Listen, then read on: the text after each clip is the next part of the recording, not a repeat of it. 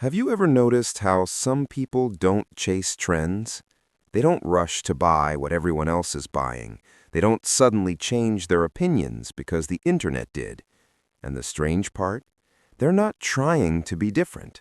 They just are. Here's the psychology of people who resist trends without trying. This isn't rebellion. This isn't superiority. This is something much deeper.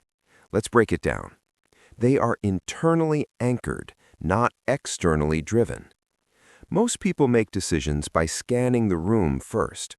What's popular, what's approved, what gets likes. Trend-resistant people don't do that.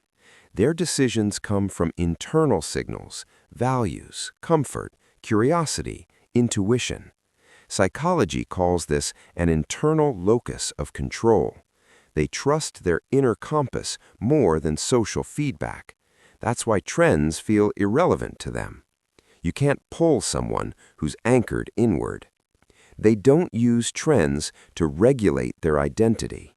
For many people, trends answer a silent question: who should I be right now?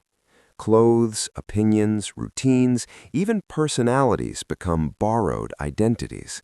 But people who resist trends already know who they are, or at least who they're not. Their sense of self is stable enough that they don't need constant updates. Psychologically, this is identity consolidation. When identity is solid, trends lose their power. They are less sensitive to social comparison. Trends thrive on comparison: who's ahead, who's behind, who's relevant, who's outdated. Trend-resistant people still notice others, they're not disconnected, but comparison doesn't control them. Their brain doesn't constantly rank themselves against the crowd. This lowers anxiety, envy, and urgency. When you're not racing anyone, you don't feel pressure to keep up. They're comfortable being slightly out of sync. Here's something most people hate: feeling late, feeling behind, feeling off timeline. Trend-resistant people tolerate this discomfort unusually well.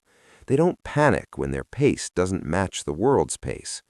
Psychologically, this shows high emotional self-regulation.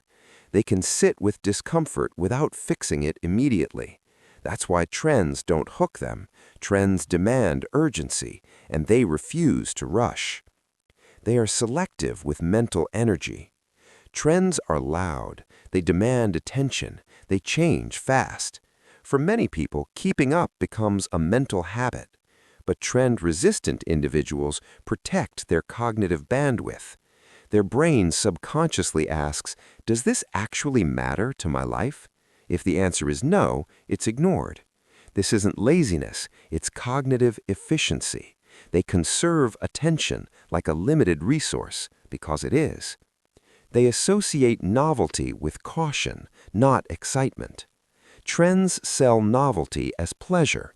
New equals better, different equals superior. But trend-resistant people have learned, often through experience, that new doesn't always mean meaningful. Their brain links novelty with evaluation, not impulse. Psychologists associate this with higher reflective thinking. They pause before adopting, not because they're slow, but because they're deliberate. They don't fear social invisibility. A hidden driver of trend following is fear. Fear of being ignored, fear of being left out, fear of becoming invisible. People who resist trends don't rely on visibility for validation. They don't need to be seen constantly to feel real. This points to emotional independence. They feel enough even when no one is watching. And that freedom quietly scares people who live for attention. They've learned that popularity is temporary, but peace is not. At some point, many trend-resistant people noticed a pattern. What's hyped today is forgotten tomorrow. What's praised now gets mocked later.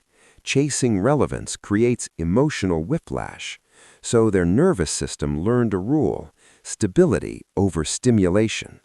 They choose comfort, depth, and familiarity over constant upgrades. This isn't resistance, it's wisdom shaped by experience. They live on their own psychological timeline. This is the core of everything. Trend-resistant people don't feel late in life. They don't feel early. They don't feel rushed. Their goals, tastes, and changes happen privately, not performatively. They don't announce every shift. They don't synchronize growth with the crowd. Their timeline belongs to them, and because of that, trends feel optional, not mandatory. So if this sounds like you, if you've ever felt strange for not caring about what everyone else is obsessed with, there's nothing wrong with you. You're not disconnected. You're not boring. You're not behind. You're simply wired to listen inward before looking outward. And in a world addicted to noise, that's not a weakness. That's a rare psychological strength.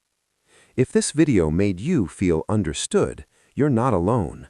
Subscribe for more psychology that decodes the quiet traits most people overlook.